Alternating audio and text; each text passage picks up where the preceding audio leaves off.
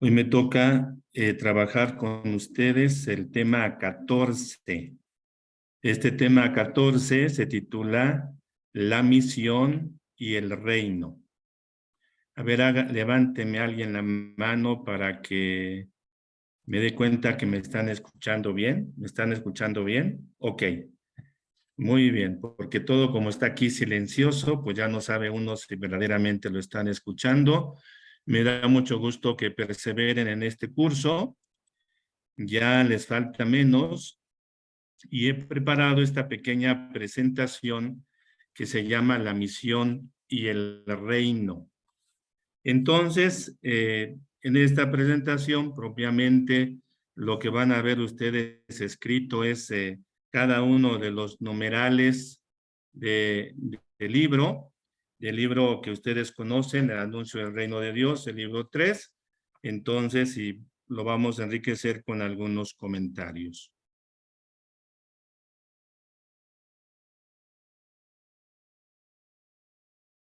Ay, creo que esto estaba muy adelantadito. Ahora sí. Entonces, la primera cosa de la que vamos a hablar, pues es de el misionero por excelencia. Todos ustedes saben que el misionero por excelencia es nuestro Señor Jesucristo. Nuestro Señor Jesucristo que les dijo a sus apóstoles, como el Padre me ha enviado, yo los envío.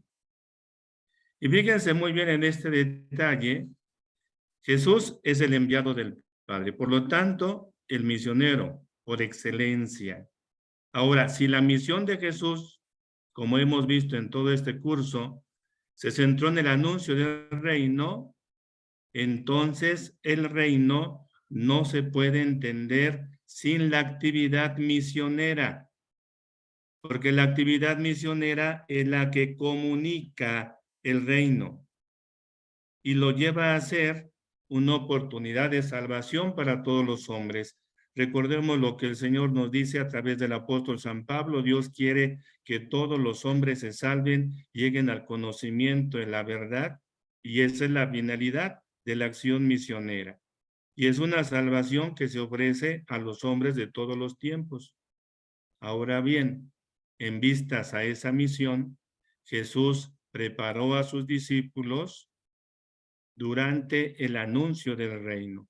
El Evangelio de San Marcos, en el capítulo 3, nos dice de una manera muy hermosa, Jesús llamó a los que él quiso para que estuvieran con él. Jesús llamó a los que él quiso para que estuvieran con él y para enviarlos a predicar. De tal manera que entonces podemos ver esta dimensión muy importante, que lo tenemos aquí en este recuadro blanco. Ser discípulos y misioneros son dos rostros del mismo trabajo. Discípulos y misioneros. Fíjense que hace más o menos 15 años se llevó a cabo una reunión en América Latina, en Aparecida, Brasil, en donde se reunieron obispos representantes de toda América Latina, diríamos desde México hasta la Patagonia en Argentina. Y una de las cosas en las que se centraron como el lema de esta sexta asamblea o quinta, ya no me acuerdo bien, creo que es la quinta asamblea así del episcopado latinoamericano, fue discípulos y misioneros. Y muy importante, como lo vamos a ver enseguida, que cada bautizado tome conciencia de que está llamado al discipulado y que está llamado a ser misionero. Y entonces, cada bautizado es un discípulo. Fíjense que este discipulado pues consiste precisamente en estar con el Señor Jesús. ¿Se acuerdan lo que les dije del Evangelio de San Marcos? Jesús llamó a los que él quiso para que estuvieran con él. Y si ustedes se fijan, elegí esa foto de una asamblea que tuvimos en el Seminario Menor de la Arquidiócesis de México, porque casi allí están representados todos los integrantes del pueblo de Dios. Vemos a sacerdotes, vemos en medio de los sacerdotes a un obispo, que actualmente es el obispo de Xochimilco, y vemos a muchos laicos. Lo que estaba yo notando en la fotografía es que nos faltan de un sector, que son el sector de los religiosos, pero que también forman parte del pueblo de Dios. Y todos estamos llamados a estar con el Señor Jesús. Estamos llamados a estar aquí con el Señor Jesús. Fíjense, Él nos llama para estar con Él y para enviarnos a predicar. Aquí tenemos una fotografía que representa un grupo de voluntarios de Cáritas de Santana Tlapaltitlán, que están allí con el Señor, conscientes de que el Señor los llama a evangelizar a través del ministerio de la caridad. Y cada uno de nosotros bautizados, pues también somos misioneros. Y fíjense lo que nos insiste este tema, es necesario que todos los cristianos desarrollemos una honda conciencia de que somos discípulos y misioneros. Una vez estábamos dando una plática prebautismal aquí en la parroquia con una metodología de taller y una persona dijo, no, yo no vine a hablar, yo vine a escuchar. Es decir, como que se negaba a aportar lo que ella podía, lo que tenía como saber o como riqueza a los otros participantes en la plática. Y a veces nos pasa eso a nosotros. Por ejemplo, si lo vamos a ver con el ejemplo de Santa Teresita del Niño Jesús, si una religiosa contemplativa dijera, no, yo nada más voy a estar con Jesús y a mí no me toca ser misionera, pues entonces estaría en un error. ¿Por qué? Porque la identidad de cada bautizado es ser discípulo y misionero. Y esta conciencia era muy evidente en los primeros cristianos, los cristianos de los primeros tiempos, pero hoy, ¿verdad? Cualquier persona que opte por ser cristiana habrá de saberse enviada por Jesús y entender que por tanto es misionera. Probablemente muchos de nosotros que hemos recibido el bautismo siendo bebés, no tenemos conciencia de esto, pero si alguien ya ha tenido la oportunidad de vivir algún tipo de proceso, estos procesos que se viven en los retiros, por ejemplo, en los retiros querimáticos, en los retiros de crecimiento, o ha sido llamado por su párroco a algún tipo de ministerio, pues entonces ya sabe que es enviada por Jesús. De hecho, en la celebración del bautismo les hacemos saber a los papás, ustedes van a ser los responsables, no la catequista, no el sacerdote en el futuro, no la tía soltera, no la abuelita. Ustedes van a ser los responsables de educar en la fe a este bebé, ¿verdad? Y entonces, de esa manera, nos vamos entendiendo que somos también nosotros enviados. Tenemos que tener esa conciencia de ser enviados. Reconocernos enviados nos lleva a permanecer adheridos a Jesús para que nuestro apostolado produzca frutos. Es muy hermoso este capítulo 15 del Evangelio de San Juan, que nos da el ejemplo de la vid y los sarmientos. A veces yo les digo en la catequesis del arbolito y las ramas, si tú cortas una rama del tronco se seca, y si se seca solamente sirve para leña, para echarla al fuego. Pero si la rama permanece unida al tronco, se convierte en una rama fecunda, en una rama que va a dar fruto. Y por eso les puse esa imagen de uno de los santos jubileos que hemos celebrado aquí en la parroquia, que nos recuerda este aspecto tan importante. Vivir unido a Jesús a través de la oración, vivir unido a Jesús a través de la escucha de su palabra, vivir unido a Jesús a través de la vivencia de los sacramentos. Pero hay algo muy importante cuando hablamos del discípulo del discípulo y misionero. El discípulo experimenta que estar unido a Jesús íntimamente significa asumir su estilo de vida, sus mismas motivaciones, correr su misma suerte, hacerse cargo de su misión, de hacer nuevas todas las cosas, y precisamente ahí está citado este documento que les decía de los obispos de América Latina, el documento de Aparecida, en el numeral 131. Y cuando hemos hablado del seguimiento, en el tema anterior que trabajamos conmigo, hablábamos de esta experiencia del seguimiento y decíamos que el seguimiento no solamente implica ir tras las huellas de Jesús, sino estar dispuesto a compartir su destino, su vida y su destino. Yo quiero ponerles el ejemplo de un santo que se llama San Andrés de Molokai, que probablemente ustedes lo han escuchado. No sé, Ingrid, en el último mensajito que te mandé, si tienes preparado allí un video acerca de San Damián de Molokai. Ingrid, si lo pudieras poner. Sí, padre. Muchas gracias. Vamos a verlo con mucha atención. Es un video muy breve.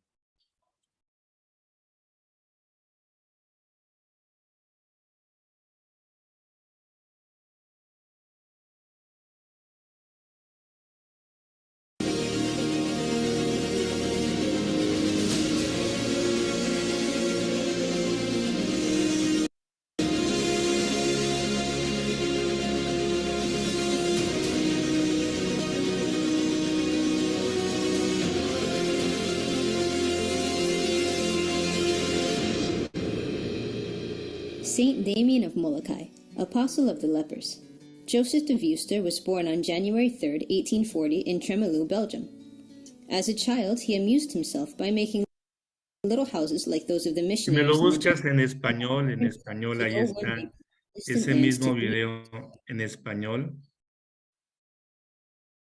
Posiblemente ahí mismo el algoritmo te lo dé en la lista de los videos, porque no entendemos el idioma de los misioneros. Ya ven que los misioneros tienen que aprender inglés, tienen que aprender francés, tienen que aprender para poder viajar el chino, el japonés, y luego poder aprender las lenguas propias de las pequeñas comunidades. ¿Sí lo tienes en español, Ingrid? Si me da un minutito, padre, por favor. Ok. Ahorita que esté el video lo vemos, pero entonces decíamos que es muy importante que el discípulo sepa que tiene que compartir la misma suerte, la misma misión de Jesús.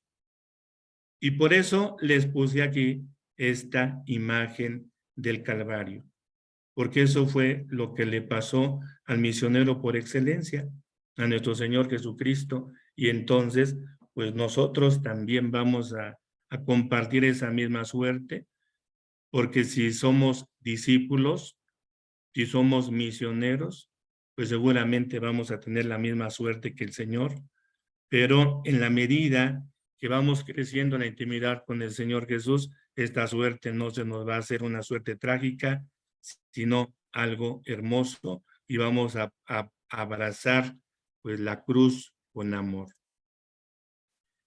Entonces, San Damián de Molokai, aquí les pongo, lo vamos a ver en el video más adelante, decidió ir a evangelizar a una isla que la gente le llamaba la isla maldita, porque como había muchos leprosos en Hawái en el siglo XIX, los ciudadanos pidieron al gobierno de poder enviar a los leprosos a una isla donde pudieran estar ellos ahí apartados. Y entonces San Damián de Molokai, él decidió, le pidió permiso a su obispo de ir a evangelizar y se fue a evangelizar a los leprosos. Ya veremos el video. Bien, continuando con este tema, debemos de tomar conciencia también de lo siguiente.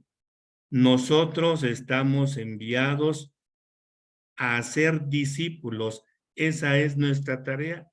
Jesús, después de resucitar y con la fuerza del Espíritu Santo, envía a los apóstoles a hacer discípulos a todos los pueblos. Fíjense cómo en este pasaje, que es el pasaje clásico misionero, Mateo 28:20, dice: Jesús, después de resucitar y con la fuerza del Espíritu Santo, envía a sus apóstoles y les dice: vayan y hagan discípulos a todos los pueblos y bautícenlos para consagrarlos al Padre, al Hijo y al Espíritu Santo. Vayan a ser discípulos. enseñándoles a poner por obra todo lo que yo les he mandado. Entonces, esa va a ser la tarea. Entonces, si sigues allí, Ingrid, te voy a pedir ahora que me pongas otro videíto que yo te mandé allí, que precisamente así se titula Hacer discípulos. Pero fíjense bien cómo el video que está inspirado en este documento del Papa Francisco, de la alegría del Evangelio, nos dice en qué consiste el hacer discípulos. Por favor, Ingrid. Si no encuentras el de San Damián, pásanos este de hacer discípulos, por favor. Ya tengo el de San Damián, padre. Bueno, pues vemos primero el de San Damián y luego el de hacer discípulos, por favor. A ver, adelante.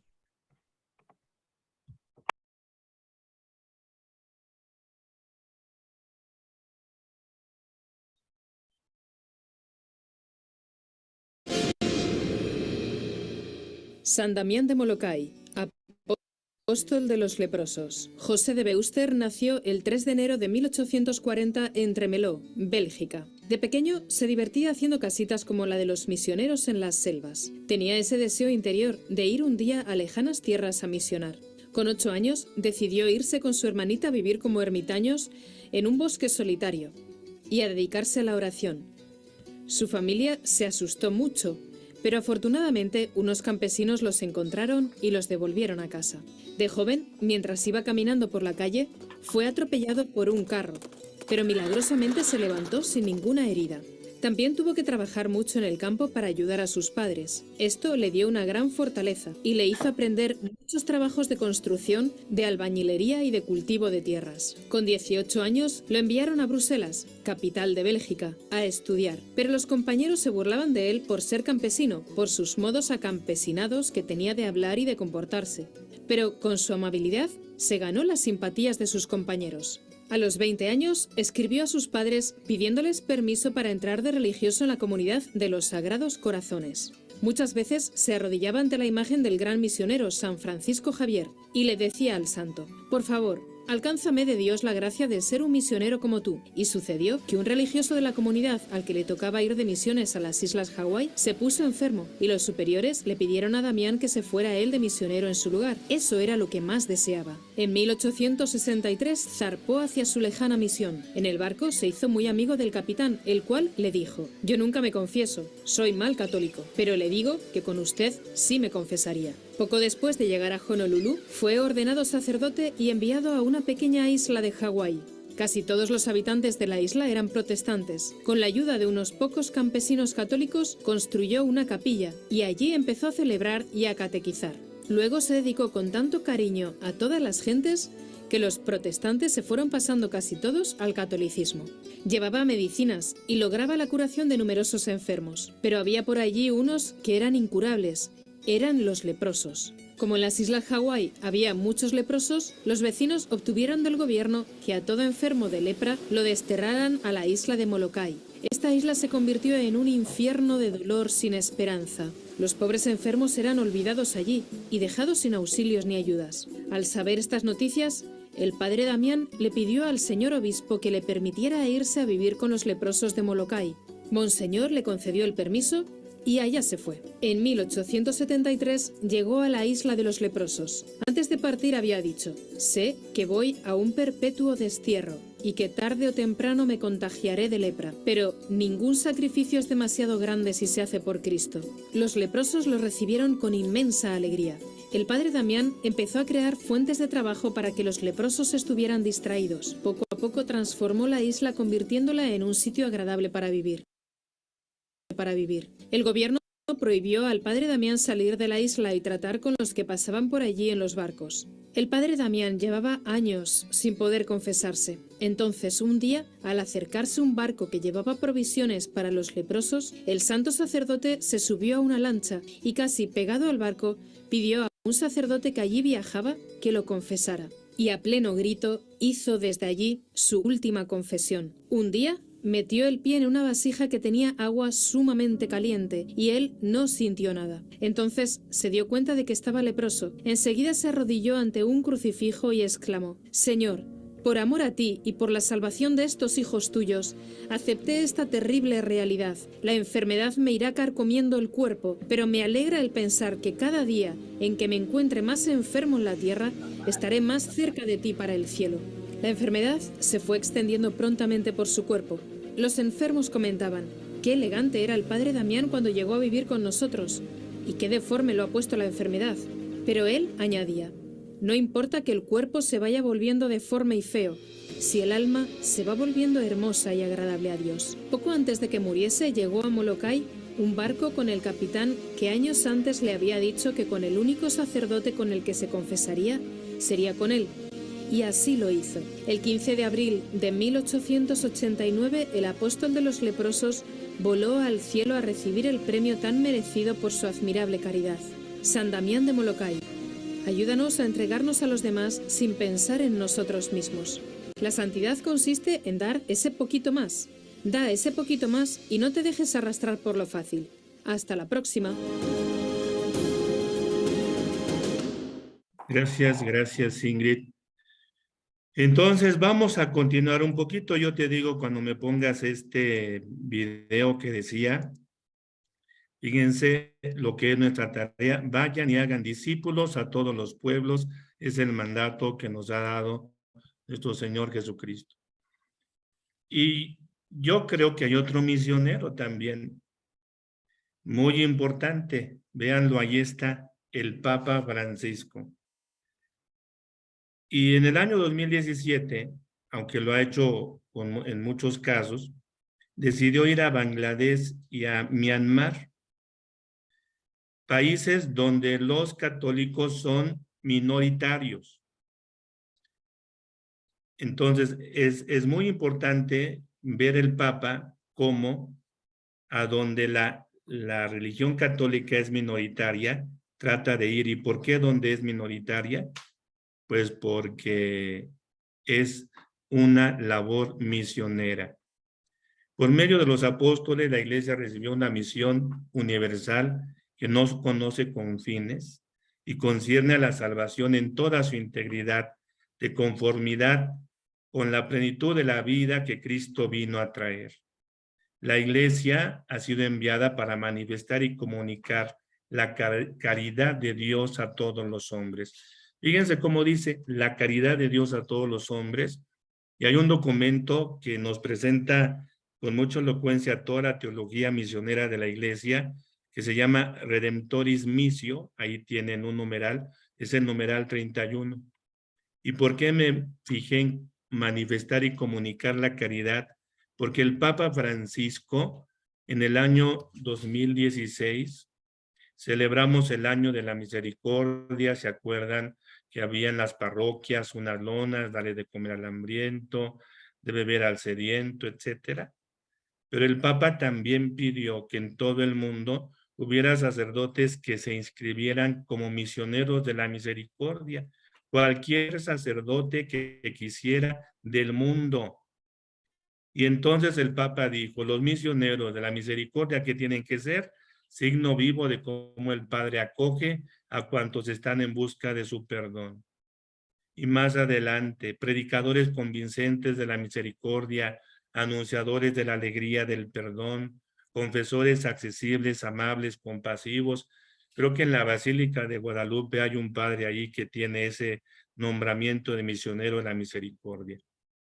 Y en cuanto al tema que estamos viendo del reino, fíjense cómo la resurrección, nos dice nuestro manual, es el acontecimiento detonante de la misión. Y también se va a convertir en el contenido. La misión después de la resurrección le da un alcance universal al mensaje de Cristo, a su acción y a toda su misión. Porque la resurrección es el acontecimiento fundante y central que anuncia la Iglesia. Recuerden lo que dice San Pablo, si Cristo no hubiera resucitado, vana es nuestra fe, vana es nuestra esperanza. Si Jesucristo no hubiera resucitado, nosotros no habríamos sido salvados de nuestros pecados.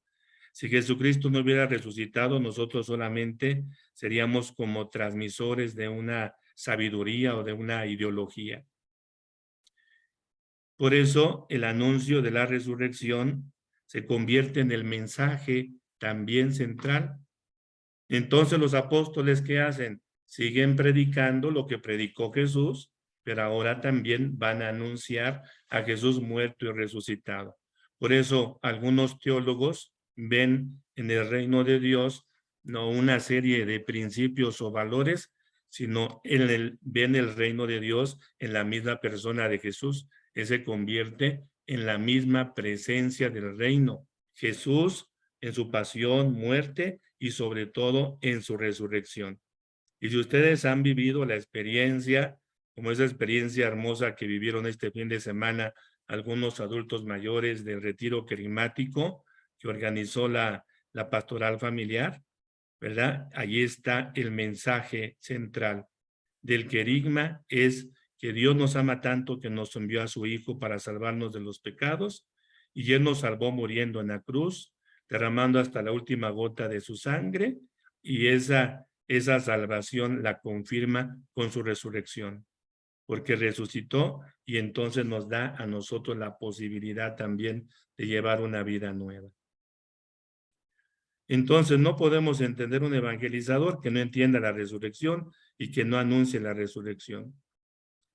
Y hay un texto del Evangelio de San Juan, capítulo 20, 22, que se le conoce como el Pentecostés según San Juan.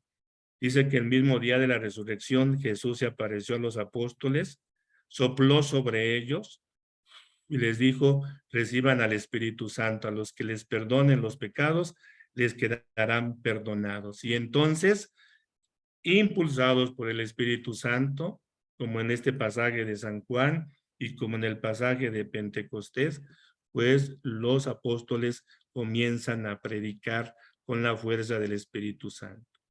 Y entonces esa orden dada a los 12 de que vayan y enseñen la buena nueva, vale también, dice otro documento, la Evangelii Nunciandi, que es un documento de 1974 del Papa Paulo VI. La orden dada a los 12, vayan y proclamen la buena nueva. Vale también, aunque de manera diversa, para todos los cristianos. Ahí hay una fotografía de un congreso misionero donde ven igual, están muchas personas. Ahí vemos algunos laicos. Por eso San Pedro nos dice que nosotros somos un pueblo adquirido por Dios para pregonar las excelencias del que nos llamó de las tinieblas a su luz admirable. Somos nosotros parte de un pueblo sacerdotal, somos parte de un pueblo misionero que tiene que pregonar y anunciar este mensaje. Ahora, la Iglesia últimamente ha tomado conciencia de que su identidad, su esencia, su naturaleza es de ser una iglesia misionera. Dice el Evangelii Nunciandi, el anuncio del Evangelio es su misión esencial. Evangelizar constituye la vocación, la identidad más profunda de la iglesia. De otra manera, algunos lo dicen así, a veces la iglesia se convertiría en un club, simplemente en un club, ¿verdad? Si no entendiera que su misión es la evangelización. Y a través de la evangelización, anunciando el reino, pues llevar la salvación a todos los hombres. Y aquí les pongo otro ejemplo. Al final le voy a pedir a Ingrid que nos ponga un cantito. Espero que nos dé tiempo. Santa Teresita del Niño Jesús se puso a meditar.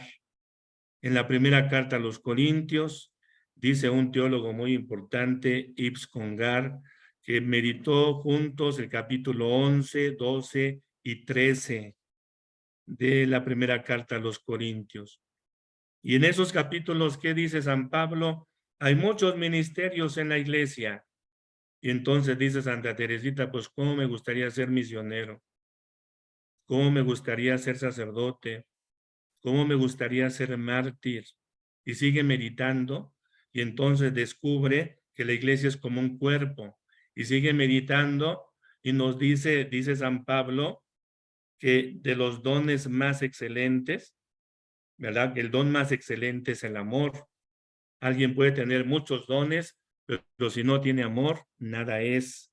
Y entonces Santa Teresita saca esta conclusión. En el corazón de mi madre, la iglesia, yo seré el amor.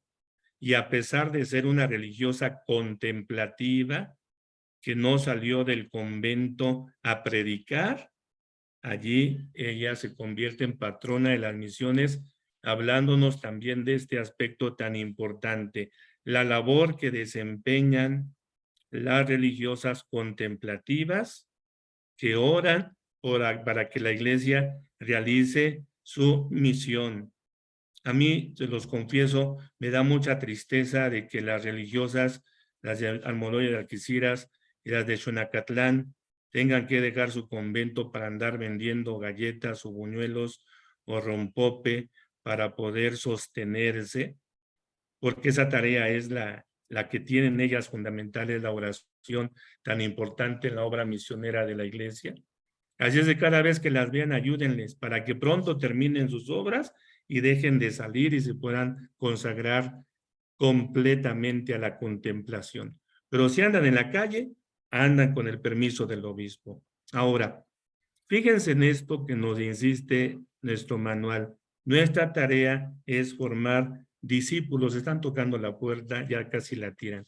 Nuestra tarea es formar discípulos. Esa es la tarea misionera.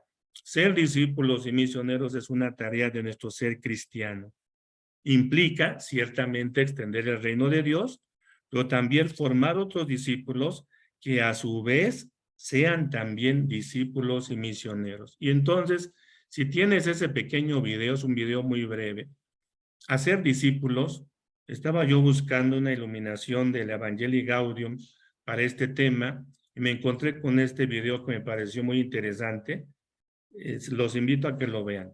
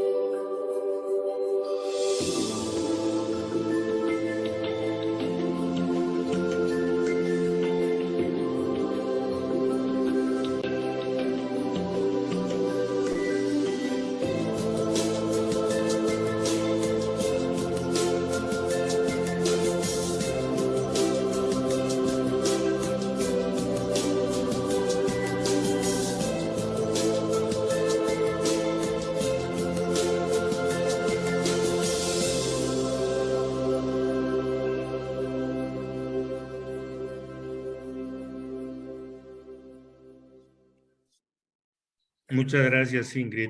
Este video nos trata de representar a través de estas imágenes que tenemos que ser una iglesia en salida. No sé cómo esté sus computadoras, en la mía está un poquito lento, pero se los van a enviar y véanlo con detenimiento y van a ver que van a encontrar unos aspectos muy importantes en ese video, donde nos dice que estamos distraídos haciendo tantas cosas y se nos olvida que la tarea en la misión que nos dejó el Señor es la de hacer discípulos, formar discípulos, formar y también formar formadores de discípulos. Lo que San Pablo le dice a Timoteo, lo que has oído de mí en presencia de muchos testigos, confíalo a hombres fieles que a su vez sean aptos para enseñar a otros. Hacer discípulos. A mí me llamó mucho la atención, una vez fui a un retiro, había pasado un evento de formación de la renovación carismática y vi ese letrero que se me quedó grabado. Dios no llama a los más capacitados, capacita a los que llaman. Y dice, me contaba el otro día el padre Emilio Segura que escuchó al Papa Francisco decir que no necesitamos ir a muchos cursos de escuela de pastoral o cosas semejantes para ser misioneros. Con la experiencia que tú tienes de Dios, como empleado, como profesionista, como madre de familia, como lo que tú seas, eso compártelo. Y no estés pensando, no, pues de aquí a que me voy a preparar en misionología y en teología y no sé qué tantas cosas, para ser misionero lo puedes hacer con lo que tienes allí como experiencia de Dios. Y me acordé de lo que dice el Papa San Juan Pablo II en su documento sobre la vida y misión de los laicos. El lema es: vayan también ustedes a mi viña. Y nos dice el manual: el que ha sido evangelizado, evangeliza a su vez. Porque es indudable que quien ha conocido el reino y se ha abierto al reino, se siente movido a anunciar el reino. No como una obligación pesada impuesta desde fuera, sino por la misma dinámica. Es decir, necesariamente si tú eres evangelizado, eso te lleva a evangelizar, porque no te puedes quedar con esa riqueza que el Señor te da. El que ha sido evangelizado, evangeliza a su vez, y vamos a tener una oportunidad de profundizar ahora que vamos a celebrar el Domum, el último domingo de octubre.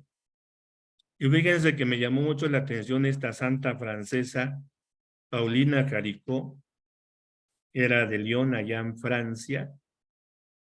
Ella tenía un hermano sacerdote misionero y se le ocurrió pedir una monedita en cada casa y juntarla para poder enviarla a las misiones.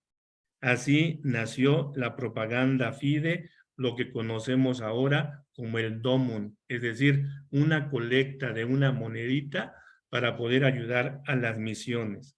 Y ella lo hizo de una manera muy sencilla.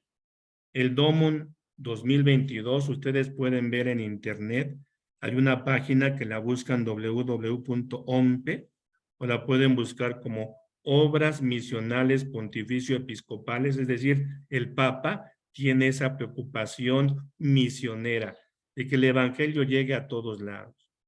Fíjense, vamos a ver por qué es importante la obra misionera.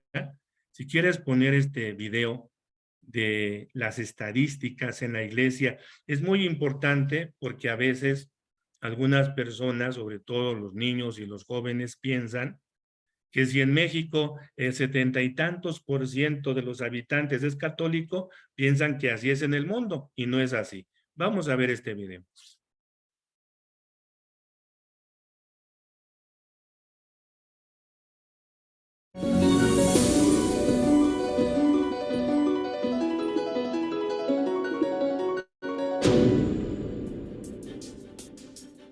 Lo mejor de los números es que hablan por sí solos y nunca mienten.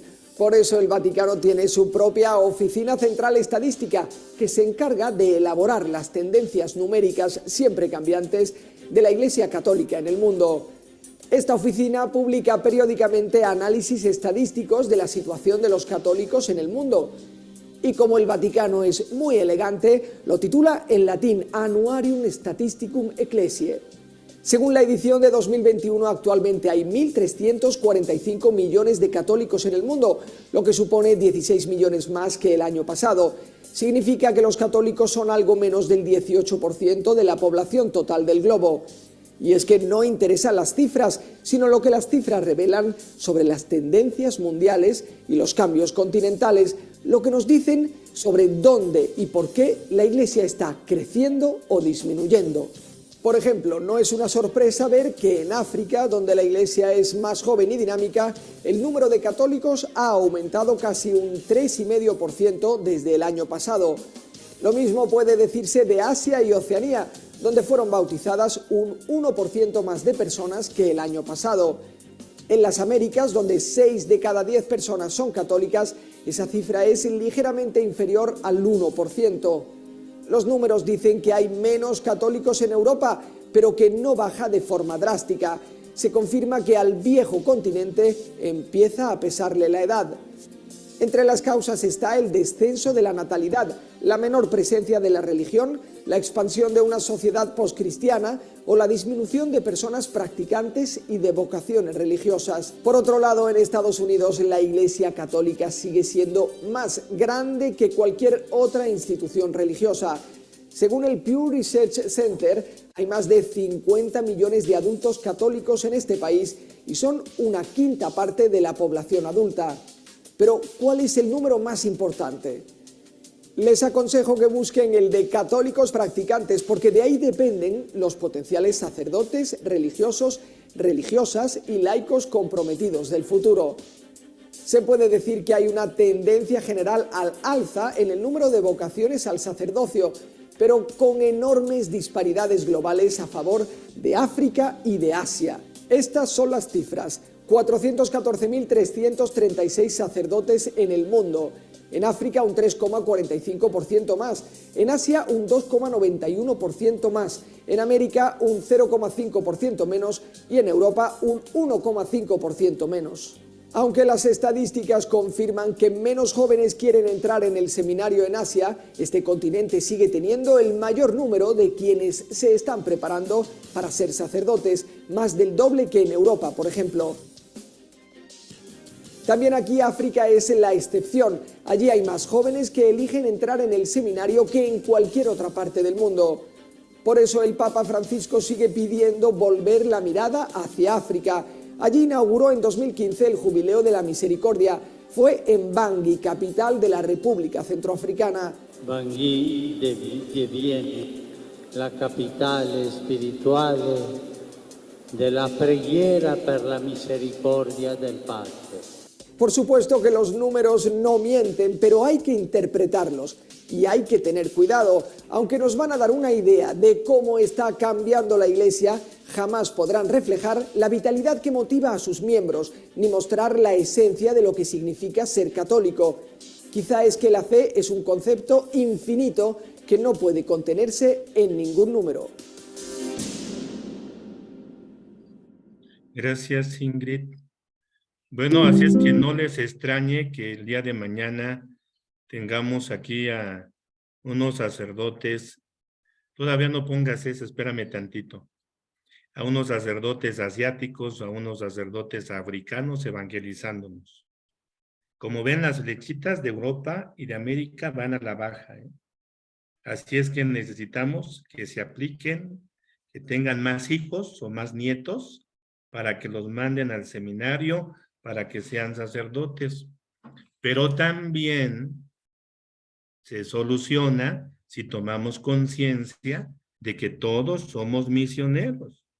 Aquí tuvimos el ejemplo de una licenciada, una abogada, Rosa María Becerril, digamos, ya teniendo aquí su vida hecha. Ella siempre había tenido la inquietud misionera y se fue de misión a Kenia, me parece que fueron 4 años, y actualmente está ayudando a los misioneros de Guadalupe a promover la misión, los misioneros laicos. Y allí en la página de las obras misionales pontificio-episcopales, ahí estaba yo revisando, para promover el Domum 2022, hay unos testimonios de laicos de diferentes países que están realizando la misión. Ojalá y los puedan ustedes ver. Yo con esto termino. Nada más voy a poner en la pantalla el póster de del domingo de las misiones. Bueno, aquí no comenté estas cualidades que pone que debe de tener nuestro manual, que dice que debe de tener el misionero, pero también esto, que vamos a celebrar 23 de octubre, oremos por las misiones, ayudemos, fíjense cómo dice, o vas o envías o ayudas a enviar. Y tenemos que ser una iglesia en salida misionera, no como esos que vimos en los dibujitos. Queremos que vengan a la iglesia. Algunas personas dicen, pero ¿por qué, padre, quiere hacer las cosas en la calle? Si colaboramos para construir esta iglesia y está tan bonita. No sé si ustedes se enteraron o vieron, no es por presumir, no de presumir, sino siguiendo el modelo de la pastoral urbana, una metodología que nos enseñaron. De la parroquia del Perpetuo Socorro hemos salido el miércoles de ceniza a poner la ceniza afuera de una escuela, allí en el Jardín Bolívar. Hemos hecho evangelización allí en el Jardín Bolívar. Nos fue muy bien 2 años. Al tercero mandaron a alguien del municipio para que nos callara, porque los vecinos se habían quejado que estábamos haciendo mucho escándalo. Pero si ya no nos dejan hacerlo así en la calle con el altavoz, tenemos que buscar la manera de evangelizar, porque tenemos que salir a evangelizar. Yo les agradezco su atención. Le voy a poder pedir a Ingrid, lo que pasa es que no los quiero cansar y hacerle mala obra al padre Lagunas, que se estén ustedes durmiendo con él. En estos 10 minutos de descanso, Ingrid, te voy a pedir que pongas como fondo dos cantos. El primero, a alguien se le ocurrió ponerle música a esta experiencia de Santa Teresita, y un canto del lema del Domum 2022, y que tengan muy bonita noche y que terminen muy bien su curso. Que Dios los bendiga a todos. Gracias, padre.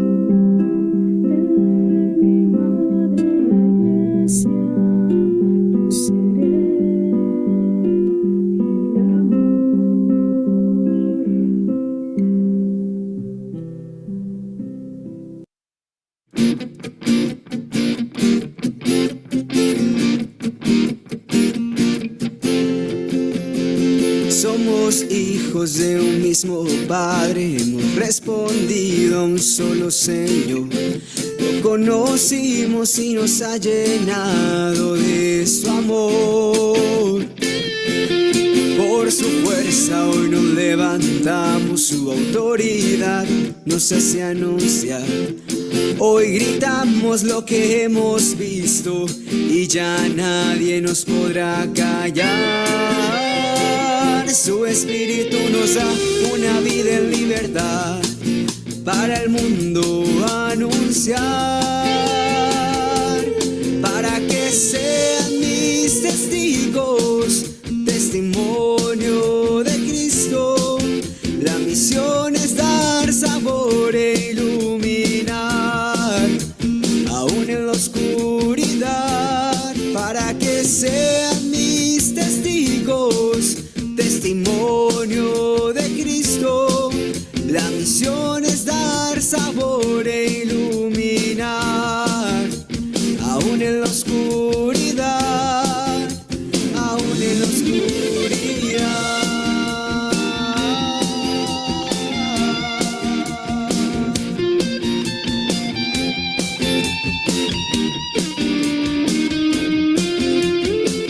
Su espíritu nos da una vida en libertad para el mundo anunciar,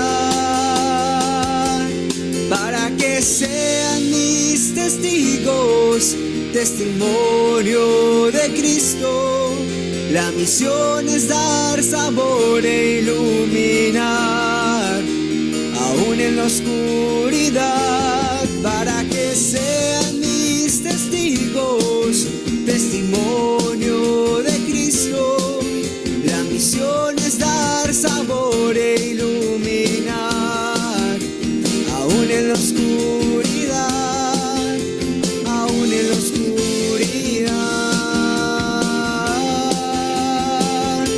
Es el camino, es la vida y la verdad.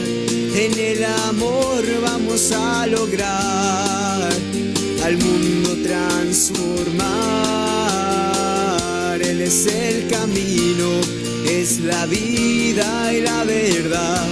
En el amor vamos a lograr al mundo transformar. Él es el camino, es la vida y la verdad.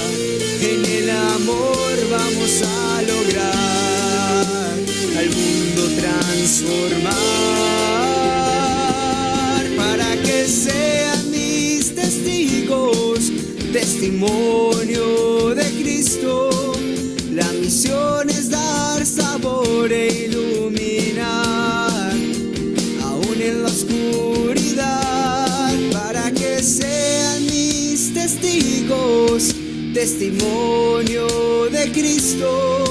La misión es dar sabor e iluminar, aún en la oscuridad, para que sean mis testigos, testimonio de Cristo. La misión es dar sabor e iluminar, aún en la oscuridad, aún en la oscuridad.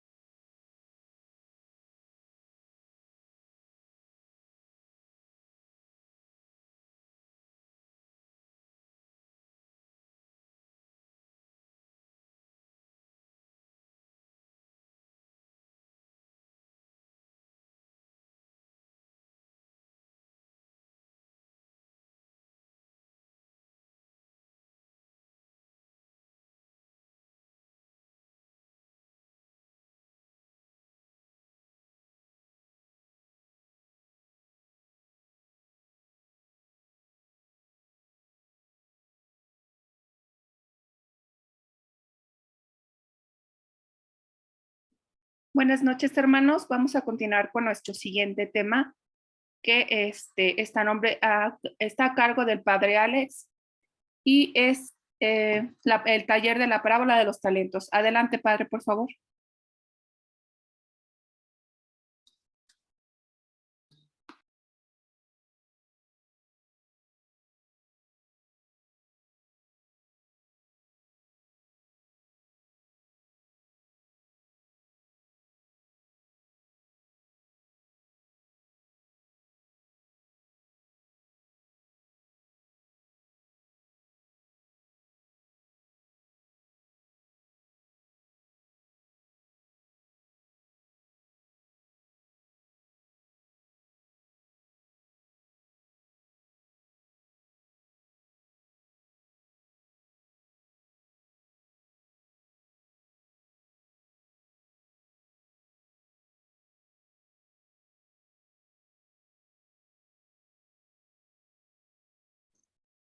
Padre, ¿nos escucha? Padre Alex. ¿Escucho? ¿No escucho? Ya lo escuchamos, padre. Ya está lista. Si puede ver la presentación. Perdón. Bien, vuelvo a repetir, como ustedes pueden ver ahí en el título y en la programación que se les ofreció o que ustedes deberían de tener, esta noche o en esta hora nos corresponde hacer un taller. Y en un taller hay que trabajar. Y por ello, entonces, lo primero que les pido es que tengan en sus manos, en su Biblia, en el Evangelio de San Mateo, el capítulo 25, versículos del 14 al 30. Y a partir de ahí, precisamente, les invito y les propongo lo que vamos a hacer. Voy a ir dando una lectura, igualmente así como tienen ustedes el Evangelio de San Mateo. Espero tengan por ahí una libreta, unas hojas donde vayan ustedes haciendo las anotaciones adecuadas, vuelvo a repetir, porque se trata de un taller. Bien, no quiero en estos momentos hacer la lectura del Evangelio, no tanto porque lo haga yo menos, sino por el tiempo que es bastante reducido, pero ustedes tienen ahí el texto. Bien, el texto me permito dividirlo en 3 partes, o podrían ser más, si ustedes lo permiten así, dependiendo del estudio que se haga de él, pero en general, por la misma exposición, así podría ser. En la primera parte se dice el secreto de la parábola. Les encargó sus bienes. Esto es muy importante. Y para ello llamó a sus servidores, a quienes según sus capacidades les repartió en talentos lo que les quería confiar. Entonces, bienes y talentos son en este caso sinónimos. La expresión según sus capacidades no significa que la libertad del maestro o del dueño o del señor esté limitada por el grado de aptitud de los servidores, sino más bien que él los conoce perfectamente y les tiene en cuenta con un respeto y cuidado de su eficacia personal que posee de buen patrón. Entonces, por favor, entender eso. Su libertad no se limita, pero al conocerlos, entonces Él les ofrece eso. Aquí podemos encontrar la primera gran enseñanza del Evangelio de hoy. Todos tenemos capacidades. Ahora, en 2 minutos, no es mucho, en 1 minuto, les voy a pedir el favor ahí en sus hojas o en su libreta, sean tan amables de escribir todas las capacidades que ustedes, ¿sí?, descubran en sí mismos. Corre tiempo, 1 minuto.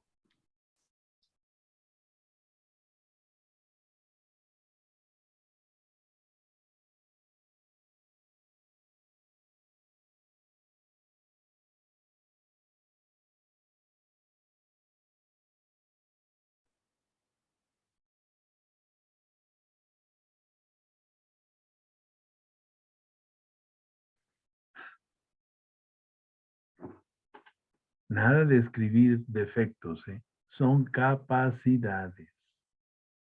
Nada de escribir errores. No, son capacidades.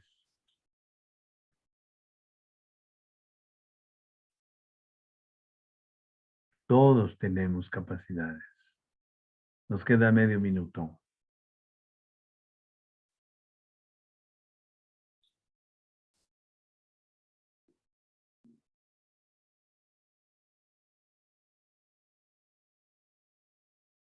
$15 segundos. Ya después las podrán completar ustedes de una manera mucho más tranquila, mucho más sosegada, pero lo importante es que hayan hecho algo precisamente de eso. Bien, entonces todos tenemos capacidades. Nadie puede decir que no las tiene. Dios nos las ha repartido generosamente y conociéndonos nos ha también repartido sus bienes representados en nuestros talentos y en mucho más. Pero para ello es necesario que nos conozcamos. Esto es muy importante para que podamos lograr poner a trabajarlos. Pero no olvidemos que los bienes del Señor van más allá de nuestros talentos y ya lo veremos un poco más adelante. Pero quiero recalcar nuevamente la capacidad que nos conozcamos. Bien, es sorprendente en la narración la especificación de la suma repartida a los servidores. Fíjense bien, en esa época un talento vendría a ser entre 34 a 59 kilos de oro, dependiendo del lugar en que se encontraban, con lo que el evangelista nos quiere ubicar que los bienes de ese hombre van más allá, van más allá de lo meramente material. Acuérdense que es una parábola y por lo tanto entonces nos invita a ir más allá. Adelante, por favor. Quien esté con el texto, sea tan amable. Por favor. Gracias. Como podemos observar en el texto, no se nos dice cómo los buenos servidores lograron doblar al 100% la cantidad recibida. El que recibió 10 fueron 20, el que recibió 5 fueron 10, el que recibió 1 lo enterró. Bien, el texto nos dice solamente el esfuerzo realizado por ambos. Esfuerzo realizado. Sin esfuerzo realizado no hay aumento. Esta es otra enseñanza del Evangelio para todos nosotros. Si yo conozco cuáles y cuántos son mis talentos, entonces con mi iniciativa y esfuerzo es como lograré que se multipliquen. Y por qué no al 100%, como en el caso de los servidores, los primeros 2 del Evangelio. Si no me conozco, iré poniendo trabas a mi desarrollo personal, si no me conozco. Y desperdiciaré el tiempo y posiblemente hasta me sienta frustrado como el tercero de los hombres del Evangelio. Ahora bien, permítanme hacer una observación. Como un paréntesis, si ustedes me lo permiten. La educación de los hijos, de sus hijos y la propia de cada uno de nosotros como adultos tiene entre muchas finalidades como la principal hacer que los hijos encuentren los talentos con los que Dios los ha dotado y los multiplique para que así enseñándose a amar sepan que en su persona tienen los bienes de Dios que les ha confiado su cuidado. Y aquí hago otro paréntesis. Si ustedes no los ayudan a encontrar los talentos, después vienen los problemas que si es muy penoso, que si es inseguro, que si no sabe cómo hacer las cosas. ¿Por qué? Porque ustedes no le ayudaron a encontrar sus talentos. Si nos preguntamos, ¿qué representan esos talentos de los que nos habla el Evangelio? ¿Son solo dones naturales o va mucho más allá? En la manera de ver de San Mateo, nada es natural en el sentido moderno. Más bien, todo es un don de Dios. Todo, todo. La fe, los dones espirituales, entre ellos carismas, ministerios, eclesiásticos, por supuesto, el Evangelio mismo. pero no se ve cómo podrían ser multiplicados. Dones como la generosidad con la que se socorre a los hermanos necesitados o ganarlos para la fe. Hoy a muchos niños, a muchos jóvenes, ¿qué trabajo les cuesta descubrir que tienen como un don la generosidad? Se hacen egoístas, su tableta, su teléfono, sus cosas, ya no pueden entrar ustedes muchas veces como papás o otros papás de otros lugares, ¿verdad? A su cuarto, ¿por qué? Porque es su privacidad. Respétame. Cuidado con esas cosas. Pero el texto no se frena ahí, nos ofrece más elementos de reflexión para todos. El fragmento insiste sobre todo en la fidelidad activa de los servidores. Fidelidad activa hacia su Señor, más que al contenido del don, más que a lo material, a la fidelidad activa. Fidelidad que los llevó a trabajar, a arriesgar todo lo que su Señor les había encargado y que antes que perderlo tenían que multiplicarlo. Pero, ¿por qué? Porque se sintieron y decidieron ser fieles a su Señor. Fidelidad que es compromiso de honrar a su amo y no quedarle mal. Fidelidad que es unidad interna de ellos hacia Él, como compromiso a quien le ha tenido confianza de tutelar, de vigilar sus bienes. De esta fidelidad activa podemos descubrir entonces cómo le pertenece al hombre tomar conciencia, es decir, a ti y a mí, de lo que ha recibido y de aquello que debe hacer. Papás, adultos en general, hagamos que los niños y jóvenes tomen conciencia de los infinitos y abundantes dones que de parte de Dios han recibido y de lo mucho que durante nuestra vida y la de ellos todos podemos realizar.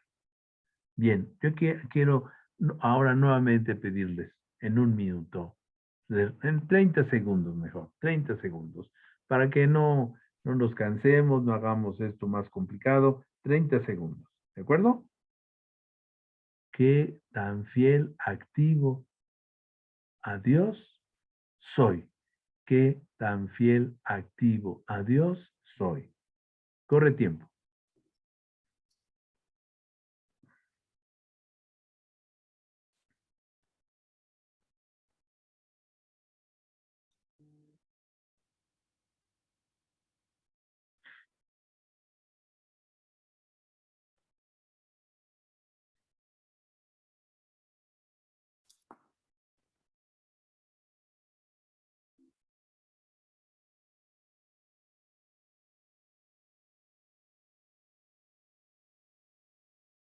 Bien, hasta ahí nada más.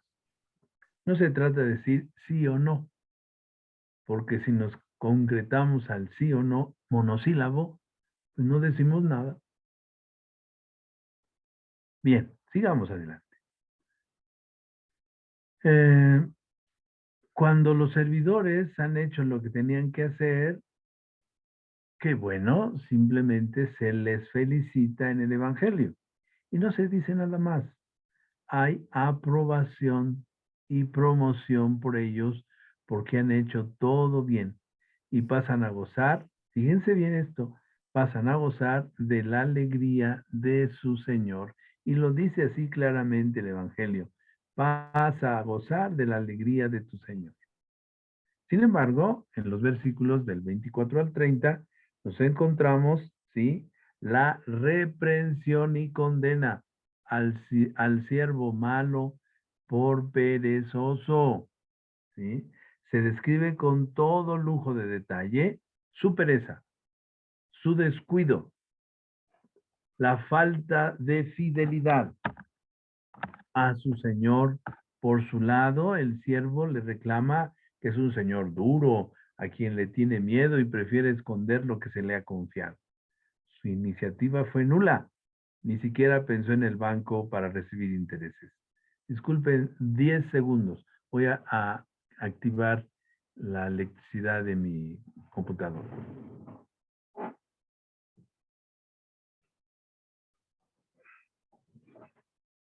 porque si no se apaga y nos olvidamos de que estábamos conectados. Disculpen. Bien, entonces retomo nuevamente, ¿sí? Se describe con toda claridad la falta de fidelidad a su Señor. Y entonces le reclama que según él es un Señor muy difícil, muy duro, que le tiene miedo, que prefirió esconder lo que se le había confiado. Todos los pretextos que ustedes quieren y manden aparecieron ahí, todos. Como muchas veces nosotros, no nos tenemos que espantar, ahí sí, qué flojo. No, no, cualquiera de nosotros también ha sido en algún momento infiel, flojo, desatento. El servidor malo y perezoso actuó con un cierto fatalismo religioso oriental, creyendo mágicamente en la omnipotencia de un Dios capaz de todo sin la intervención del hombre. Entonces, ¿para qué ponerse a trabajar? Y ese fatalismo religioso oriental, pues se ha difundido de alguna manera en todas partes, en todos los niveles, en todas las culturas, ¿sí? Por otro lado, encontramos que hay una clara falta de amor en el servidor perezoso hacia su maestro. No lo amaba, no fue fiel activamente. Tú y yo, ¿hasta dónde le hemos también reclamado al Señor? Como siervos perezosos, de ser duro con nosotros. Y le tenemos miedo, porque espera mucho de nosotros. Y nos hemos, ¿verdad?, paralizado. Y preferimos enterrar nuestros talentos y dejar que la magia de un fatalismo se ponga a trabajar por nosotros. A ver, pensemos en eso, ¿sí? ¿Cuántos talentos hemos enterrado? ¿Y cuántas veces hemos pensado que la magia de un fatalismo se ponga a trabajar por nosotros? Vamos a darnos un minuto más. Fíjense bien. ¿Cuál va a ser ahora la pregunta? La pregunta es la siguiente. Un minuto. ¿Sí? Un minuto. ¿Qué talentos he perdido a lo largo de mi vida por no haberlos trabajado? ¿Qué talentos he perdido a lo largo de mi vida por no haberlos trabajado? Corre tiempo.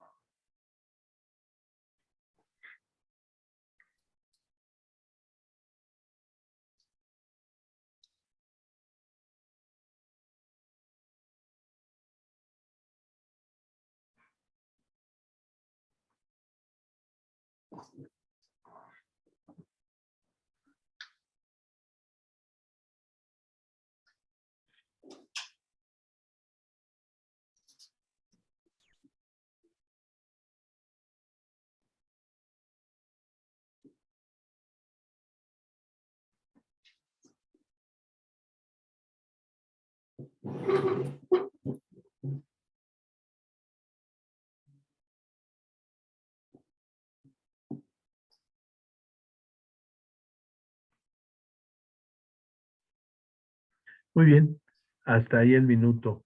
Lo que hayan podido contestar. Y si no lo contestaron, pues podrá ser más tarde. Y si se están sintiendo mal o molestando, pues discúlpenme. Pero bueno, ni modo. Con esta parábola, Cristo ponía en guardia a sus discípulos. Y ahora a nosotros también nos pone en guardia. ¿Para qué? Para evitar la infidelidad. Infidelidad que es provocada por la pereza. Y en el fondo hay una insuficiencia de actividad concreta. Y se confirma aquí que la vigilancia a la que nos lanza San Mateo no es jamás un fervor, un gozo, ni siquiera una fe. Ella es una espera activa y además responsable. Yo estoy esperando activamente, estoy esperando responsablemente que todo esto se multiplique, que todo esto se mejore, que todo esto, sí, se transforme. La parábola, al momento de decirse, en esa época, según los exégetas, fue una llamada de atención también a los escribas acusados de guardar para ellos el tesoro, talento de la ley, por no hacerle fructificar para bien de todos los hombres. Lo ideal es conservar la palabra de Dios y no encerrarla en uno mismo para transmitirla a los demás. Permítanme más directamente compartirles el mensaje que nos ofrece, y discúlpenme esta palabra de domingo, que está ahí anotada. ¿Por qué? Pues porque en algún momento yo había esto preparado también para una plática en domingo. Con la parábola aprendemos siempre que hay que negociar, poner a trabajar los talentos, las dotes, las capacidades, la inteligencia, la voluntad, todo. Hay que negociar, hay que poner a trabajar los talentos, ¿sí? Para que no se mueran, para que no se desperdicien, para que no se queden enterrados, así como lo hicieron los dos primeros del Evangelio. Inmediatamente se pusieron a negociar, inmediatamente se pusieron a invertir todo aquel cúmulo de dones, de, si ustedes quieren, todo ese oro, como lo habíamos visto más adelante, ¿verdad? Que el Señor les había otorgado, que les había confiado. ¿Perdieron? Posiblemente sí, en algún momento habrán perdido, pero no se quedaron, ¿sí? Inmóviles. Se pusieron a trabajar con más ahínco y recuperaron lo perdido y multiplicaron lo entregado. Pero los talentos de que aquí habla Jesús son sobre todo los dones que nos ha entregado antes de irse. ¿Quién? El Señor Jesús. ¿Cuáles dones? Por ejemplo, que Él nos dejó el ser hombres nuevos, que Él nos dejó su palabra, que nos regaló la fe desde nuestro bautismo, la esperanza y el amor. Por supuesto, todos estos dones y el espíritu de oración.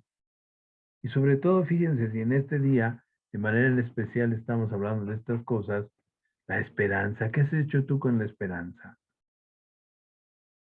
Que si se muere uno de tus familiares, te deprimes. Que si te enfermas, te deprimes. Padre, pues es natural. Sí, es muy natural. Pero otra cosa que no es muy natural es que nos quedemos ahí hundidos. Es que no queramos ya salir adelante.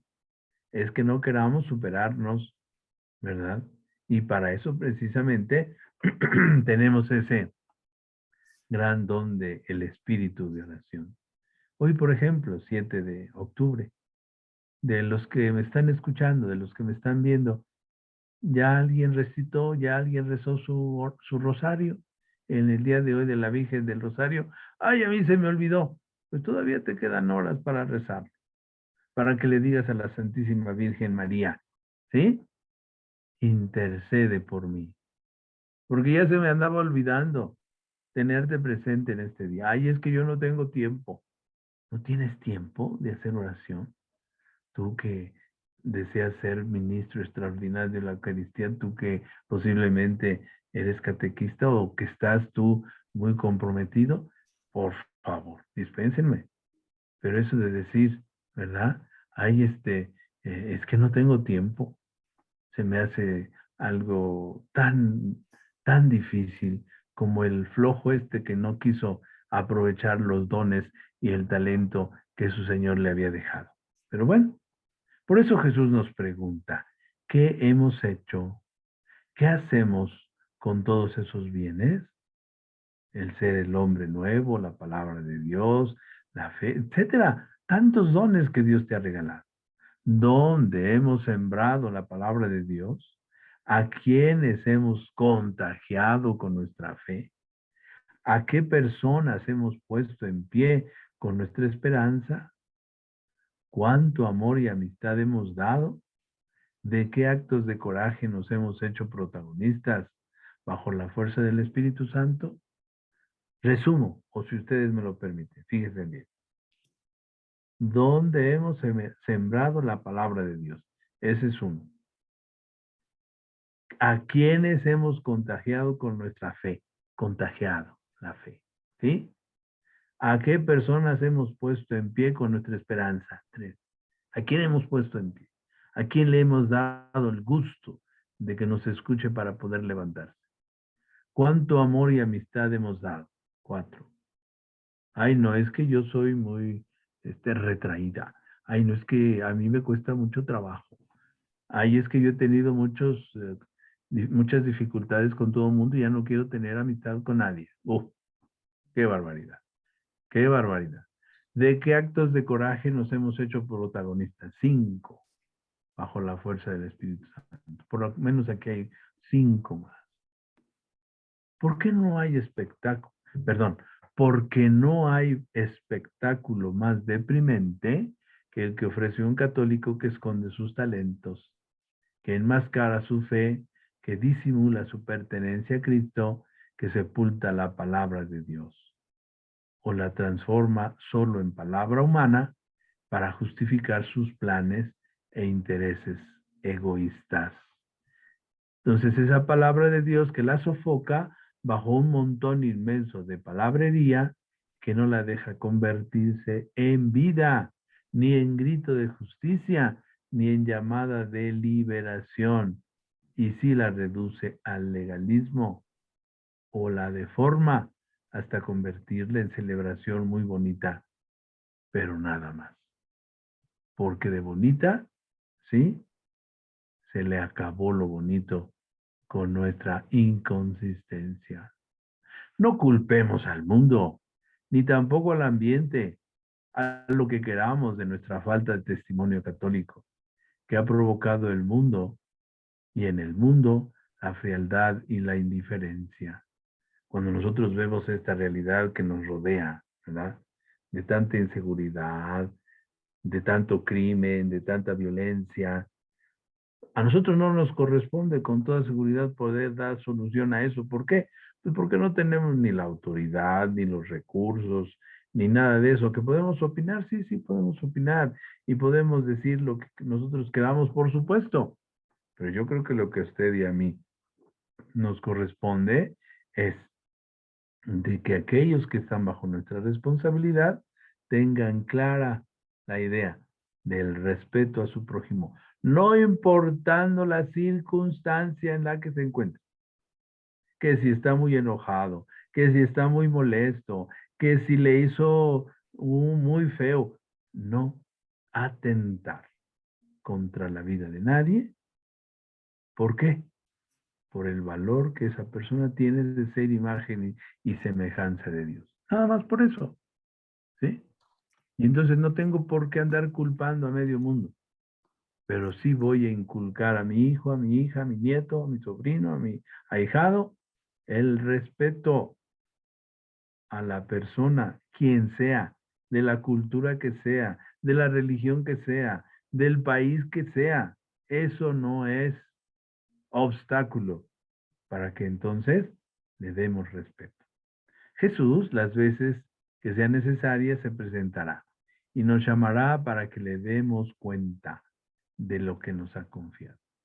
Y si hemos sido fieles, con la fidelidad activa de los buenos servidores, pues pasaremos a la alegría del Señor. O si seguimos escondiendo los talentos por miedo y porque es muy exigente, entonces se nos rechazará. La parábola tenía y tiene, como les vuelvo a repetir, esta expresión domingo es porque yo la iba a utilizar para el domingo. La parábola tenía y tiene una misión: hacernos recapacitar de algún letargo en el que nos encontremos. Despertémonos y que la vida de ahora en adelante se caracterice por ir mejorando, en hacer trabajar nuestros talentos y bienes confiados, y que ayudemos a los demás a descubrir los propios. El Espíritu Santo, con su gracia, nos mueva a poner activa nuestra fidelidad activa, y así sea. Ahora, ¿verdad? Con la misma dinámica que venimos haciendo de ser un taller, les voy a pedir que escriban, ahora sí va a ser un poquito más largo, 3 minutos, ¿sí? 3 minutos. ¿Qué piensan? ¿En qué les hizo reflexionar esta sencilla oferta, esta sencilla sugerencia? Escríbanlo. ¿Por qué? Porque acuérdense, es taller, esto no nada más es el que yo hable, ya no, es un taller. Y después, al terminar, pasamos al siguiente aspecto, que es la esperanza activa, ¿sí? Del reino. Corre tiempo, 3 minutos.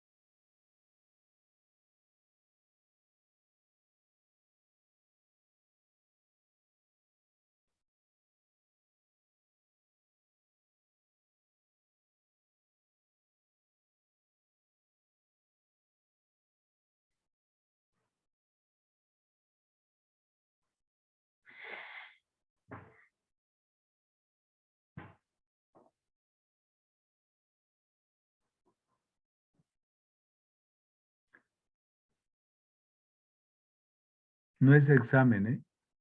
Ni tienen ustedes que mandar esto, no, es algo personal, para que lo conserven precisamente para ustedes mismas, para ustedes mismos.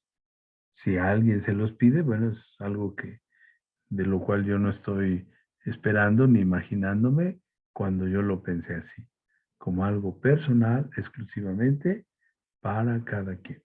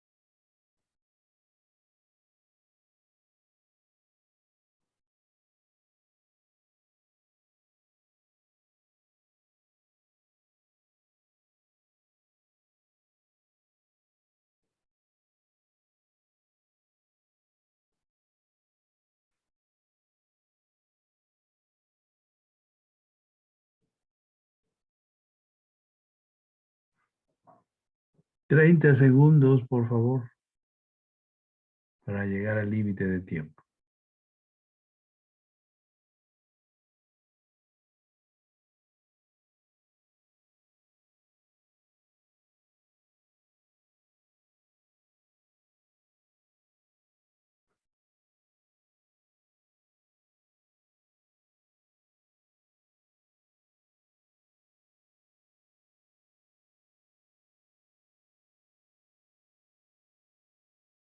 Hasta ahí nada más.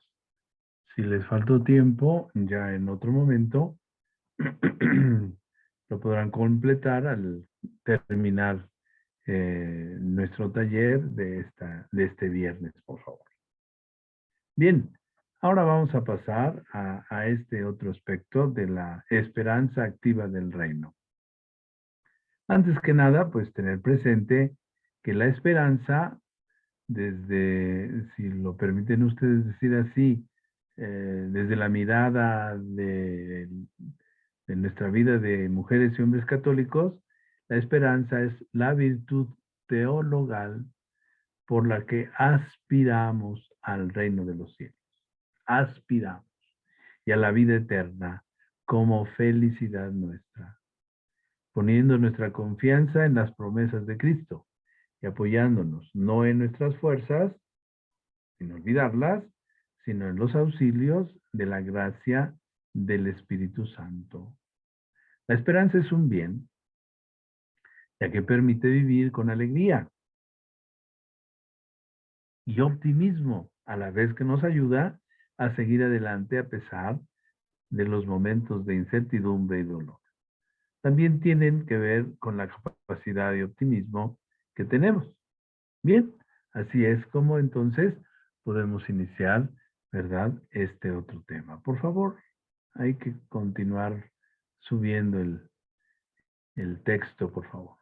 La esperanza trascendente, ¿sí? Trascendente de ciertos grupos religiosos no cristianos no es activa, es más bien pasiva. Ahora está muy de moda echar en cara a los cristianos, a la misma iglesia, una pasividad en el orden de la acción temporal. Sin embargo, no ha sido así. Si ustedes se ponen a revisar la historia de la humanidad, ¿sí? La iglesia fue la primera en crear hospicios, la iglesia fue la primera en crear albergues, la iglesia fue la primera en atender a enfermos, la iglesia fue la primera en atender a pobres, etcétera, etcétera, etcétera. Entonces eso de que la iglesia es una institución pasiva, de ninguna manera. Si eso se dice como un estímulo despertador, bienvenido sea, para que seamos mejores. Si se dice como afirmación o juicio sobre la realidad histórica, es una ingente falsedad, porque el sector de la historia humana que coincide con el activismo es el sector cristiano. Y lo podemos revisar en la historia, insisto, lo podemos revisar.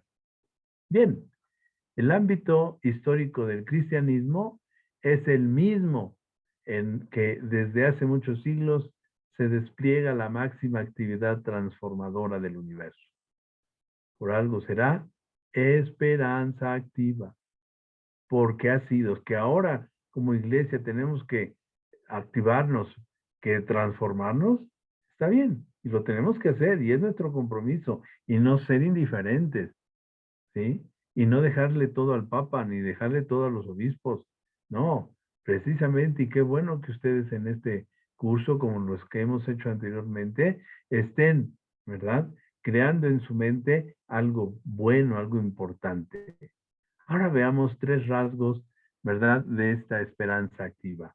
Esperemos poderlos completar, porque no sé si nos vaya a dar tiempo. Y si no, a quien está precisamente haciendo favor de ayudarme con el texto, les pido que se los manden a sus correos, les pido que se los manden a sus redes sociales para que lo puedan tener y terminar de analizarlo. Bien, entonces, 3 rasgos de esa esperanza activa. Lo que ahora se llama edificación del mundo. Edificación, con todo lo que eso supone en todos los órdenes. Dominio técnico, dominio social, reordenación y mejora del mundo. Ahí en nuestro ambiente podemos hacer esto. No necesitamos aspirar, y por qué no, ¿verdad? Se podría aspirar a un premio Nobel, como ahorita están difundiéndolos. ¿Por qué no? Pero si no, voy a hacerlo en mi casa, voy a hacerlo en mi ambiente, ¿sí? Esa capacidad de dominio técnico, esa capacidad de dominio social, esa capacidad de reordenar las cosas y así mejorar el mundo. La esperanza cristiana implica la dedicación a hacer el bien a los hermanos. La esperanza cristiana. Lo exige la caridad. Así es que no estemos pensando, ay, quién sabe cómo le voy a hacer, ay, ¿a qué me dedicaré? Ya no tengo en qué ocuparme, por favor. Y como la caridad es amor y el amor quiere ser ilimitado, la primera obligación y actitud del hombre que vive en esperanza, inspirada por la caridad, es hacer el bien ilimitadamente, hacer el máximo bien posible. Ahí entonces viene este momento más. Un minuto. ¿Qué bien ilimitadamente estoy realizando? Vuelvo a la pregunta para que lo podamos responder. ¿Qué bien ilimitadamente estoy realizando? Un minuto. Corre tiempo.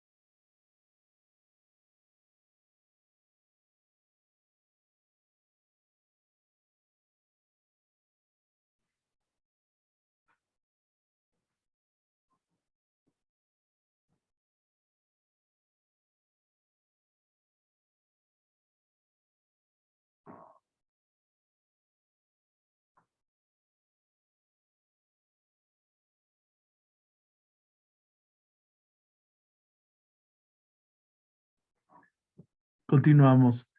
Espero que alguien no vaya a decirme, no haya escrito nada y que diga, no, pues yo no estoy haciendo nada. Y que se haya quedado así como en la pasividad. ¿Por qué? Porque entonces hay que despertar. Y hay que despertar lo más rápido posible. Bien, son tan ilimitadas las consecuencias prácticas de esta exigencia que no basta con hacer cualquier bien para salir del paso.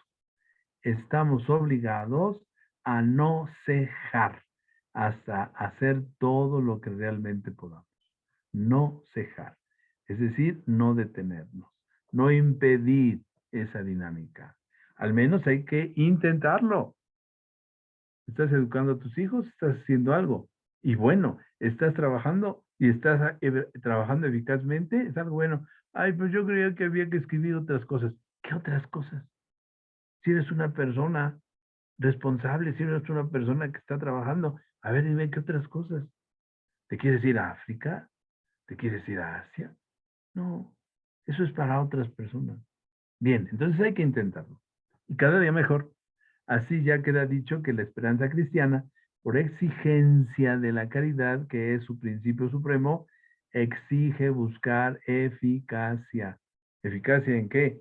En educar a tus hijos, en que te vean y tú los ayudes a colaborar en el quehacer, en el trabajo, en el cuidado de la tierra, ¿verdad? Del agua, en el cuidado de la atmósfera, en el cuidado de su salud, etcétera, etcétera, etcétera.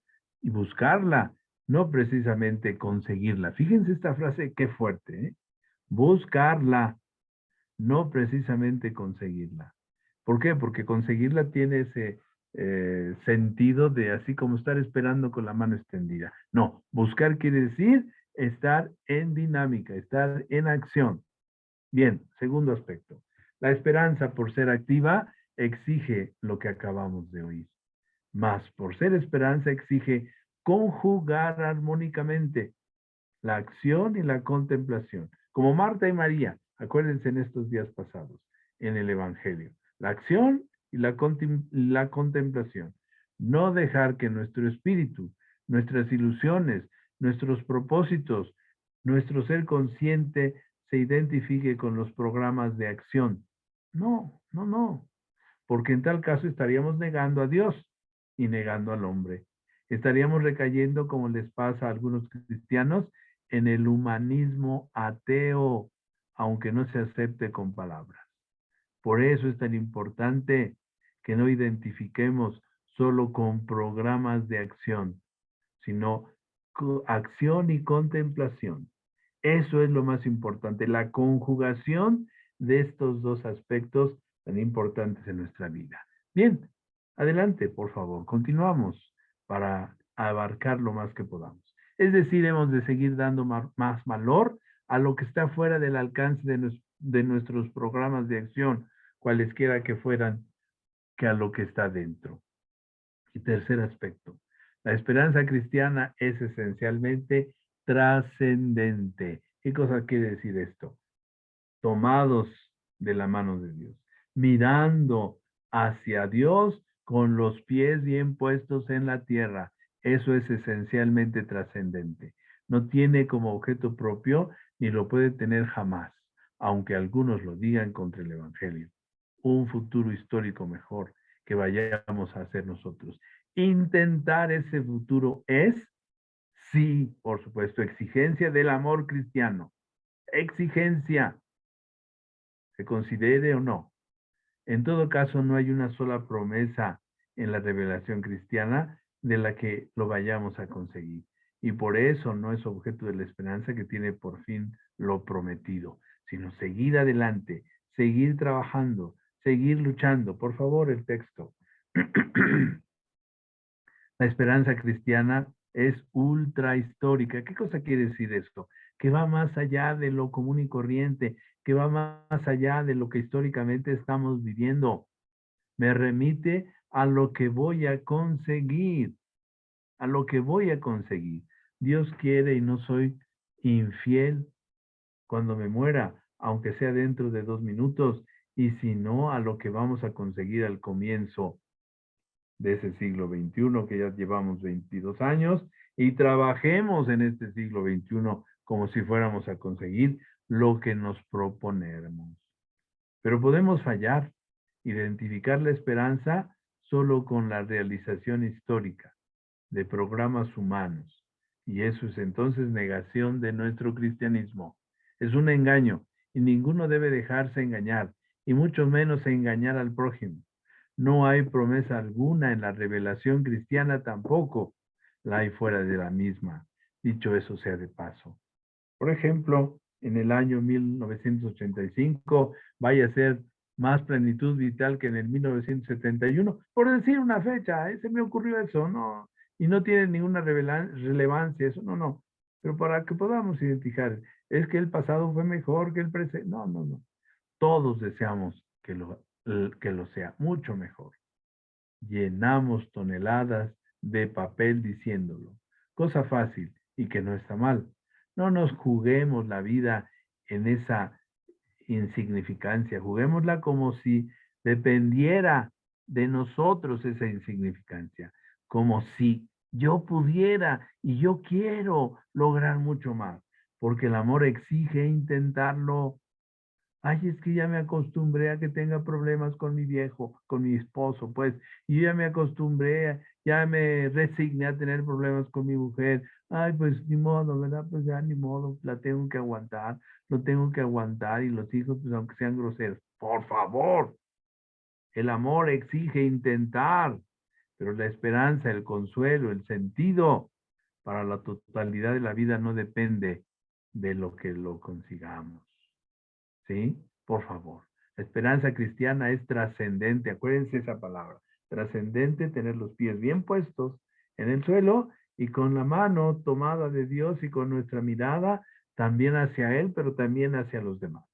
Esto, aunque parezca extraño, combina muy bien con frases recientes de la psicología juvenil del mundo entero. Si no me equivoco, en los últimos 20 y tantos años ha inundado al mundo precisamente en los sectores juveniles una inmensa aplastante desilusión frente a las expectaciones suscitadas decenios antes por programaciones humanas. Es difícil a quien no lo ha vivido imaginar con qué ilusión. Aquí, por favor, aquí hay que poner un guión. En los años 1925-1930, reaccionaban grandes sectores de la juventud ante determinados incentivos y programas como el comunismo, el fascismo, el nazismo. Estos y otros programas, por ser parciales y haberse presentado con una indebida totalidad que no les correspondía al malograrse o al lograrse de modo deficiente, o a quedar truncados por situaciones catastróficas, generaron una actitud de desencanto radical. Alguien pudiera decir, pero ese es del siglo pasado, eso ya no nos tocó a nosotros. Pues no, a ti no te tocó, pero la historia te está enseñando para que no vuelva a suceder. Una desconfianza que ha informado la vida juvenil de numerosos países, aunque ya empieza a cambiar. Un no querer saber nada, desencanto de esperanzas temporales. Así es, yo recuerdo, fíjense esta frase, un no querer saber nada, desencanto de esperanzas temporales. Cuando tuve la oportunidad de estudiar, ¿sí? Y que no lo digo por presunción, cuando me dio permiso el obispo, nuestro señor primer obispo don Arturo, me dio permiso de estudiar y que estuve en Roma, y luego de ahí que estuve pues en algunos lugares viajando, entre los jóvenes se daba este hecho. Me acuerdo muy bien una vez que tuve oportunidad de estar en una estación de tren, de ver a jóvenes que estaban desencantados de la realidad que estaban viviendo, porque ya no tenían esperanzas de nada. Recuerdo muy bien, 1978. Había mucha gente, muchos jóvenes, que no les importaba. Y cómo esas cosas vinieron, ¿verdad?, a conocerse, o las venimos a encontrar ahora entre nuestros jóvenes de hoy, de estos años. Qué pena. Sin embargo, también depende de nosotros como adultos ayudarles. Bien, La esperanza cristiana se realiza en la impotencia y en la muerte, tanto como en el tiempo de la eficacia y del éxito feliz. Se realiza de modo más perfecto en la muerte. ¡Ah, caray! ¿Cómo? Claro que sí, porque cuando estoy ante la muerte de un ser querido, entonces pienso, ¿cómo esta vida es puro don, pura esperanza, que no depende para nada de nosotros? Antes más que la esperanza es la caridad la que nos empuja a entregarnos al prójimo y a desgastarnos por hacer algo con la máxima eficacia posible. Desgastarnos. No pierdan de vista esa palabra. Desgastarte en tu familia, desgastarte en tu trabajo, desgastarte inclusive con aquellos que te han hecho algún daño. Bien, sigamos. No hay tiempo para una exposición más detenida. Me limito a avisar que es importantísimo en el momento actual apreciar con exactitud la relación entre el reino de Dios y el progreso temporal. Convendría, y les invito a repasar las indicaciones del Concilio Vaticano II y del Credo de San Pablo VI. ¿Sí? Que lo estamos haciendo en nuestros cursos. La muerte de Dios es antihumana. En el siglo pasado, después de la Segunda Guerra Mundial, este fue uno de los temas, pero los que lo propusieron ya se murieron. ¿Sí? Los cristianos que subordinan íntegramente el mensaje cristiano a la realización de programas humanos temporales, con los que identifican la esperanza, son cristianos ateos. ¡Uy! ¿Cómo que un cristiano ateo? Por supuesto, el ateísmo cristiano no significa que no haya Dios, sino que el propósito de Cristo, o bien el resultado eficaz de su presencia en la historia, se reduce a una revelación de lo humano o una mejora solamente de las relaciones interhumanas. Atención, y por eso le pido a quien está haciendo el movimiento del texto que se los mande para que lo reflexionen con cuidado y no vayan a confundir, ¿verdad?, las ideas. Por este recortamiento de las perspectivas y la reducción del cristianismo a lo sociotemporal, en la práctica se desvanece la diferencia entre creer en Dios y no creer. La diferencia es como un supuesto proyectado sobre el más allá. ¿Es o no encuentro con Dios la culminación de la vida en la muerte? ¿Ustedes qué dicen? Por favor, el texto. ¿Sí? Los ateos dirán que no. Y nosotros que sí. En todo caso, se tiende a hacer coincidir las posiciones de todos en la vida actual. Se nos invita a rebajar el cristianismo hasta fundirlo en la práctica con todos los movimientos de mejora humana que hay en el mundo. Se nos invita a recortar los elementos diferenciales o a dejarlos entre paréntesis. Se supone que son factores de división. Todo lo expuesto más arriba podría confluir ahora en esta afirmación.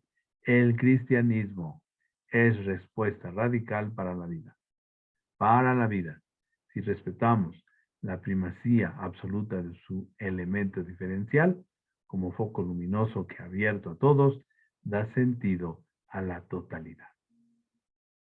Si en nombre de una supuesta y superficial unidad damos valor solamente a la coincidencia superficial, llegaremos a una coincidencia de palabras.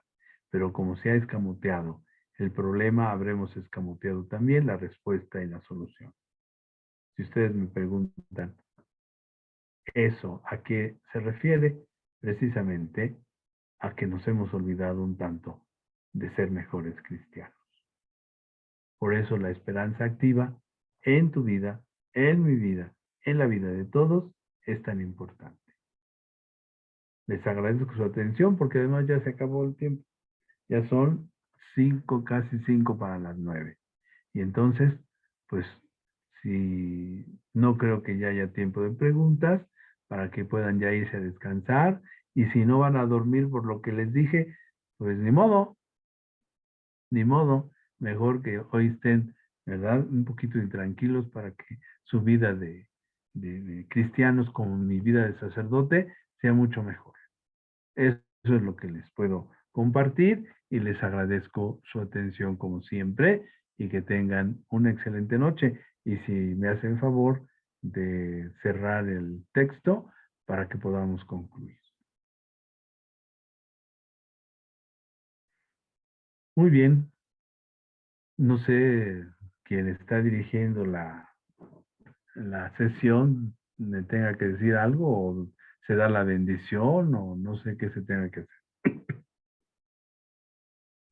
Nos escriben en el chat, padre, que muchas gracias por el maravilloso tema y ya también les mandé el archivo al grupo para que lo compartan también ya con sus grupos los coordinadores. Entonces ya lo tienen. Bien, ¿y qué procede?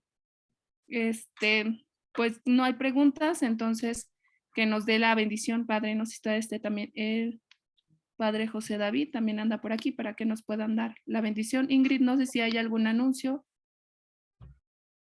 No, por el momento no hay ningún anuncio, ningún aviso, Sus. Ok, padre, no sé si nos quieran dar la bendición, padre José David y padre Alex, por favor, El Señor esté con ustedes. con su espíritu. La bendición de Dios Todopoderoso, Padre, Hijo y Espíritu Santo, descienda sobre ustedes, les guarde de todo mal y les llegue a la vida eterna. Amén. Que descansen y que pasen buenas noches, se toman su lechita caliente.